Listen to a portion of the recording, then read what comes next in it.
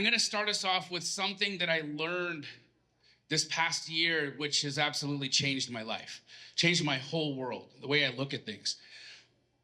And a friend of mine is the individual who brought me to this conclusion and realization. And she said probably one of the most profound statements that I've heard. And it took me a minute to really unpack it, and I'm still unpacking it today. Week after week, I see how the words ring true and how it applies in my life. And these are the words. In life, the largest perspective is the way. The largest perspective is the way. Now, when I heard that, I'm like, what is she saying? This is some Yoda mumbo jumbo. Like, what do you mean? Speak English. But when I really thought about it, I understood what she meant. And I'm going to give you guys some examples on how I've applied that in my world and how you can do the same thing in situations in your life. Right? The largest perspective is the way. So let's think about when we have a situation in our lives or a problem, an opportunity, whatever that is, and it's right in front of you, right? Who's currently dealing with something in their life right now where you're in it? You're in the situation, you're going through it, and you're trying to figure out how to navigate. Okay. So when we're in the situation, it's right in front of our face, right? And when something is right in front of our face, we have a difficult time understanding how everything connects. We have a difficult time seeing the other players involved and how we might be able to overcome, find a solution, how we connect the dots, and how that can take us to the next thing. Example in my life, in 2008, an individual that I was investing and doing a deal with ended up embezzling $300,000 from me. It was a huge, huge hit because this is right when the financial crisis happened. We're losing everything. That money was placed in an investment, and it was literally like the last hope that I had that things were going to be able to be okay, and this individual runs away with the money. And at the time, I was just filled with so much anger. I was filled with so much disappointment, and I was looking at myself, beating myself up for having been taken and putting myself and my family in a situation where we lose this money, right? Now, because that happened, it forced me into pivoting the way that I think and the network that I was in, and I started walking down another path through a different door. That different door, funny enough, was to take up stand-up comedy in Los Angeles for a little while to see if I could, make that dream work. Now, of course, you guys don't know me for my jokes, right? So it didn't actually didn't pan out. But here's what's beautiful about it. So I write a TV pilot. It gets optioned by Nick Cannon, right? Mariah Carey's ex-husband. That's what we know him as, right? So it gets optioned by him. TV show never gets made. But when I get a TV show optioned, I sell a script for 50 grand. I think, well, maybe I can do this, right? Hop on a plane, move to Los Angeles. I'm in Los Angeles and I'm trying my hand at sketch comedy. It's not working. I'm really, being a comedian is one of the hardest things in the world because you don't get paid until you're Kevin Hart, right? It's impossible. But I'm learning all these skills. I'm learning how to tell jokes. I'm learning how to connect the dots. I'm learning how to hit that trap door in people's brains that make them laugh.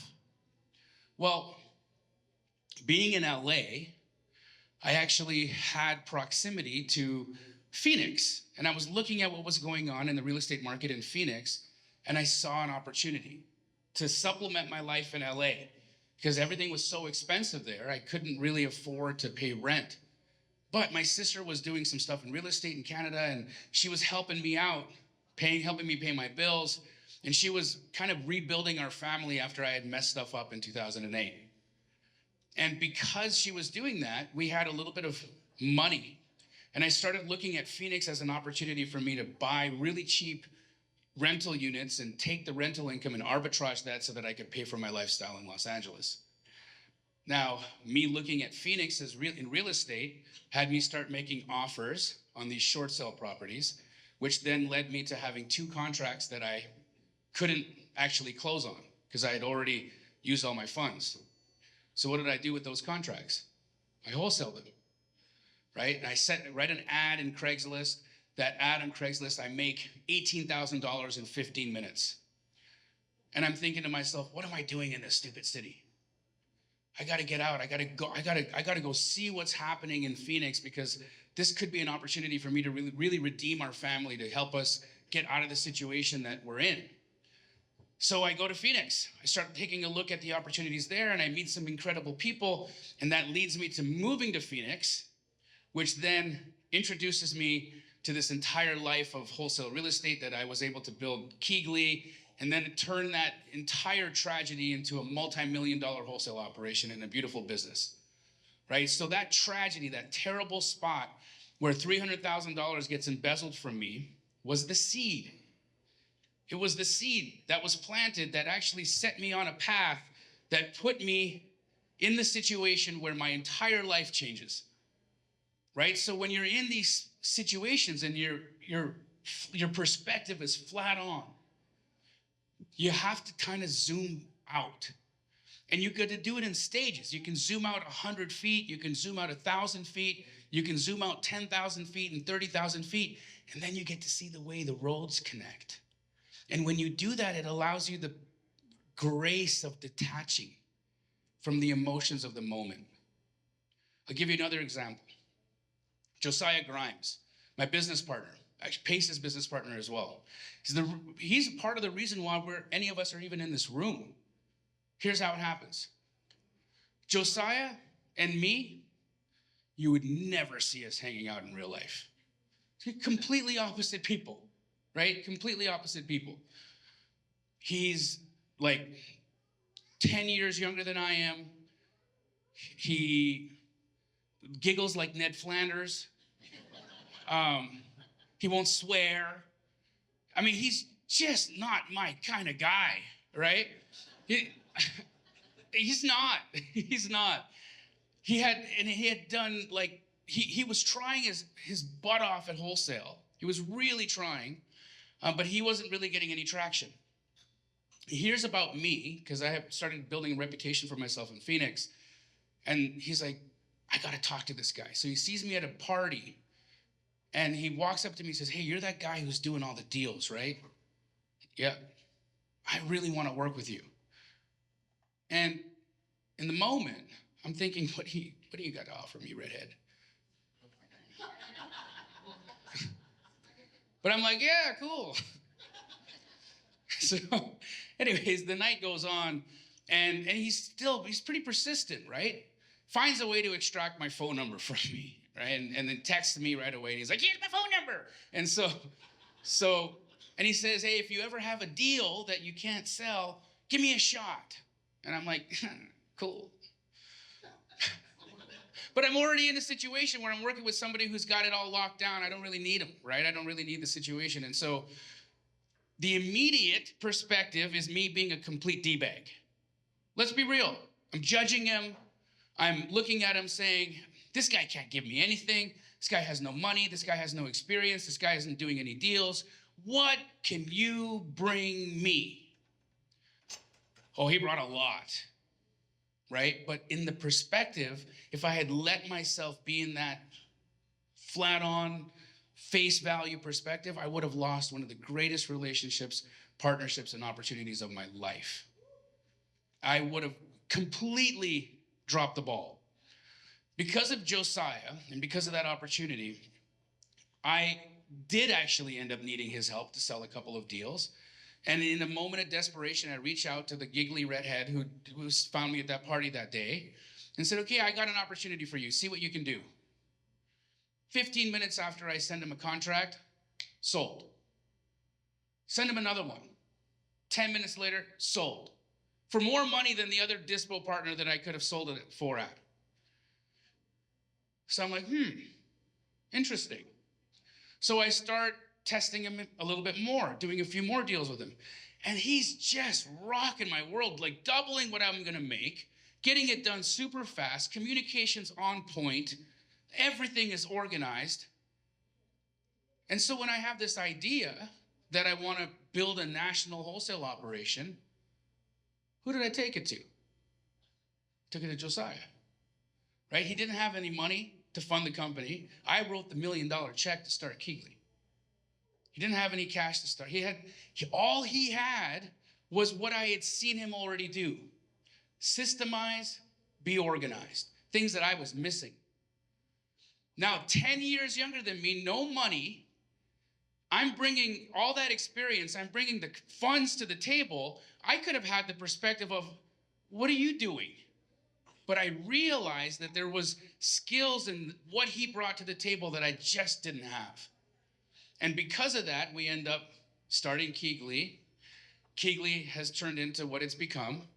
And our partnership led to New Reach Education, which led to Astro Flipping, which led to Sub 2. And you guys can see how these perspectives, these relationships, if looked at in face value, and if I had just let myself sit in that judgment with that limited perspective, with my little brain telling me all the reasons why this isn't going to work, everything could have been different. Another example, we're in Keegley. The idea was to do a national wholesale operation. So because that was my initial goal, after we got Phoenix going, I say, next, what are we doing next? He's like, well, let's try Vegas. It's a very similar market. The data looks very similar. Price points are similar. It's close. We can get there if we need to. Let's give it a shot. So we do exactly what we did in Phoenix, hiring, training, getting people licensed, teaching them underwriting, all the things. But now we're in a remote market, right? So we have all these people over there. Completely fails. The physical expansion into Vegas just falls on its face. We lose hundreds of thousands of dollars, right? We couldn't get people to show up. The managers weren't really on point. Everybody was just kind of doing a job, right? You ever walk into a business establishment where you can kind of feel like nobody cares here? Everybody's just doing the bare minimum. Well, that's what happened to us, right? But we're writing the checks for everybody to do bare minimum. And we're bleeding and hemorrhaging money. Nothing is panning out. And so we call it. We're like, okay, we got to quit. We got to quit. We got to kill the situation. Now, if you look at it at face value, you can say to yourself, the conclusions are, hey, trying to run a market remotely from another city is going to be really tough. Actually, expanding was hard for us because it took our focus off of Phoenix. Our revenue in Phoenix started to drop. We've got all of our resources spread out all over the place. We've lost money. We've lost talent. We've lost confidence.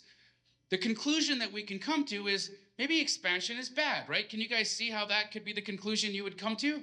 Okay, that's this perspective. Well, you zoom out a little bit. Josiah brings to the table, well, what if we don't have to do this physically? What if we expand in process? What if we expand in core competency and we bring other people and let them do the expansion for us? And we just centralize the hub. We centralize the brain in our city. And then we let the franchises do what they're going to do out there. And it works. Right now, zoom out a little bit more. 118 franchises later. My goal was to, in fact, have an exit at some point. Could I have sold a wholesale operation doing business in one city for $100 million? Not a chance. Can I sell a wholesale operation franchise in 118 markets, bringing $1 million in royalties a month, not including the assignment fees that we're doing? Could I sell that for $100 million? You better believe I can. Now, if I hadn't zoomed out, if I hadn't taken that higher, larger perspective and seen how things could connect and be creative, imagine where I would be able to find opportunity, where I'd be able to draw the connections. I wouldn't have been able to make those steps. I wouldn't have been able to give myself the permission to walk through that door. So you have to see the situations you're in right now, and you have to understand, how do I zoom out? Let's say right now, for example, in your business, you're running out of money to buy leads. Who's experienced that, right? Just running out of cash. I have my team. I'm paying a team right now. They're They're not really performing. I have cold callers, or we don't have it dialed in yet. We haven't been able to process this correctly. Or maybe I'm buying lists and skip tracing lists, but nobody's doing anything. So in your personal perspective, or your flat-on perspective, all the little negative chirpings that maybe your significant other is saying start to ring true, right? Or the people who are telling you this real estate thing here is not what it seems. And you can start to take that perspective and let it be your reality. Well, what if you zoom out 1,000 feet and you're honest with yourself? You detach yourself from your ego. You detach yourself from the things that you are married to about what you think is actually going on. And you can see, oh my God, I have the wrong people in the wrong seats. Or wait, my business partner and I are just way too similar for this to make sense. Or that process isn't scalable. That's the problem. Or maybe we haven't done enough training over here. And so when you take those steps back, you give yourself the grace of that distance. And when you give yourself the grace of that distance, then you remove the emotional attachments. When you remove the emotional attachments, you start to make decisions that are based in fact instead of fiction. Because when we're looking at things flat on, we're just deciding mentally what's happening. But how many times have you been in a situation in your life where what you decided and what was actually happening were the same? Very, very rare. It's very rare that the story in our brain is actually what is truly going on. That's why you always hear people say, there's your side, there's their side, and then there's the truth. It's somewhere in the middle. And so I want to challenge you this week to look at the relationships and the people that are in front of you and see how that relationship could bear fruit from 100 feet. How does this conversation that you're having with whoever it is that you're having in 10,000 feet create a bigger and brighter opportunity for you guys? Instead of looking at what's right in front of you, which is the default. And again, the default of human nature is going to be to skew negative. That's how we're designed. We're designed to conserve energy. We're designed to seek problems. We're designed to survive. But I'll tell you, nobody who became a millionaire, nobody who became financially free did that in a survival mechanism. They didn't. It doesn't give us the grace. It doesn't give us the rope. It doesn't give us the runway to get there. So look at the conversations. Look at the people. Zoom out. See how you might be able to connect the dots from this relationship. And instead of judging what this person can give you right now, what do they have? What can they bring to the table that you can tether to create something new? Because the reality is that if you're wanting growth, if you're wanting more, that means that it doesn't exist for you right now. And it's somewhere in possibility. Right? We all have in our minds and in our hearts a possibility, correct? A possibility for something greater, a possibility for a better business, a possibility for more financial opportunity, a possibility for stability within our family, a possibility for a love relationship, a possibility for whatever that is. We have these possibilities of things that aren't in our current reality. So look at it. Zoom back. And when you do that, actually, emotionally, visually, in your mind, see yourself doing it. And give yourself that opportunity to dream it. Give yourself that opportunity to create mentally what you think could happen. That's how relationships become something. When I first met Pace, think of this, right? Nearly 10 years ago, Pace is still a general contractor. And he's coming to me with a problem of where he's literally being robbed by somebody, right? Someone's stealing his money. Look at who Pace became. Right? Look at who he is in the world. Right? Now, if I had taken the perspective when I met him, oh, well, here's a guy who's getting taken advantage of. Or here's a person who's in the service industry in real estate. He's just, as Bethany Willis had put it to him, a expendable cog in the wheel. If I had taken that perspective of what he was, do him and I have the relationship we get to enjoy today? Not a chance.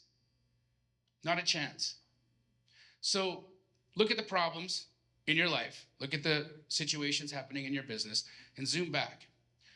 For me, the exercise I like to do is 100 feet, 1,000 feet, 10,000 feet, 30,000 feet. And when you get to see things from 30,000 feet, life is so magical. Because then you see this beautiful tapestry and the orchestra of all the different things that had to line up for you to even be here. Your life is one of those stories. Just how did your grandparents even meet? Like, think about that, right? That's the larger perspective. So again, when my friend gave me that, I was struggling. I was having a hard time in my life. I had just, was going through a really tough personal situation at home. I was going through tough situations in my world, in my health. And it was hard for me to see a greater opportunity. It was hard for me to see past it. When she allowed me, she gave me the gift of just zooming out. It's interesting how your emotions get to fall off. So can we make that commitment for the next 4 days that we're together to have that and even communicate that with the people that are in front of you? What could this look like from 100 feet? What could this look like from 1,000 feet? And what could this look like from 30,000 feet? And in these few days, you guys will start to weave some dreams together. Are we all with it? Yes, yes. All right. I'm going to call up you guys. He needs no introduction. But the reason we're here, right? The reason that we've all come together, the reason that we've all made these connections and these relationships is because there's a man in our lives who dreams about how he can connect people at the deepest way. You don't find people in this business who say, I want to get people together so our families can commune together. I want our children to play. I want us to not see this business as a way for us to just make money. I want us to see this as a lifestyle where we get to live and enjoy each other. And I've watched this man weave dreams. One of the greatest full circle moments for me was 8 years ago. It broke my heart when he came to me and said, Jamil, I need to liquidate. I've been building this house for my family, and I got to sell it.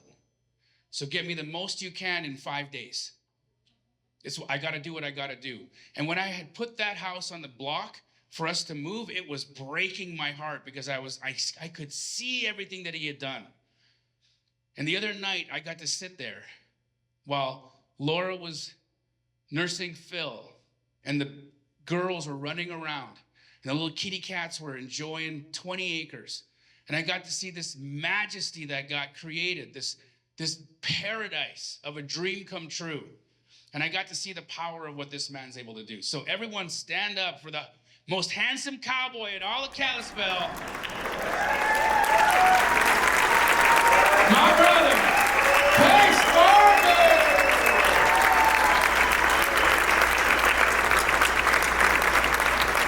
Thanks for watching that clip. Now, if you want to learn how you can find incredible off-market real estate deals, like I'm talking great deals, this video right over here is going to teach you how to get the best list to talk to motivated sellers. And this video over here is going to help you out a lot as well. And if you haven't already, subscribe to the channel because I give away incredible information about how you can be financially free.